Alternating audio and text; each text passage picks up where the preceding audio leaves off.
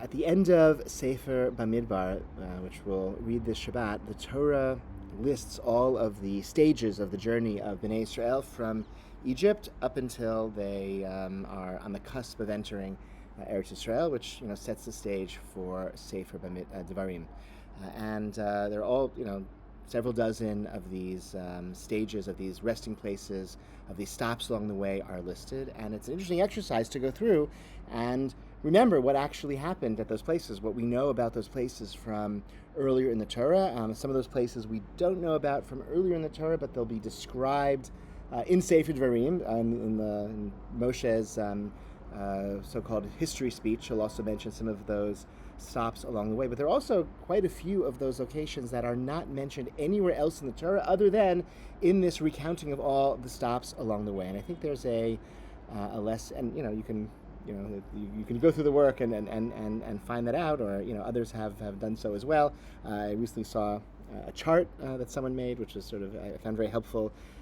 to see again all of the stages listed in the end of Sefer Bamidbar, and which of them do we know about, and what do we know about those places, and which of them do we not know anything about them other than the fact they're listed here at the end of the Sefer. And I think that's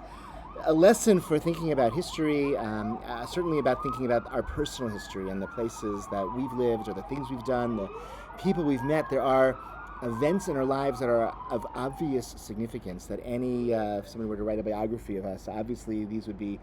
chapters in a biography anyone else would write if they were to write a biography of us. They would make it into the Wikipedia entry. But there are other,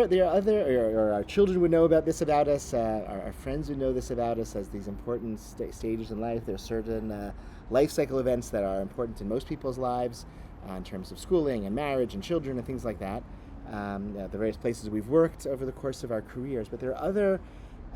events, other places we are, which really nobody else would know are significant, but have tremendous significance to us because they were stages along the way, and therefore they made a difference in the course of our lives. I think it's really important to think about that as well as we contemplate what brought us to this place, and then, which of course is a prerequisite for thinking about where we want to go next, is a true, accurate accounting of what brought us here, and again, all of those stages along the way. And some of them, again, have obvious, quote-unquote, historical significance to any objective person telling about our lives, and some of them just tremendous significance to us, an insight we had in those locations, a friendship or relationship that deepened, an idea that we encountered, and no one else necessarily knows that, but we know it, and we should remember it and take it into account as we can contemplate who we've become and where we've been, which then can set us up for thinking about where we want to go next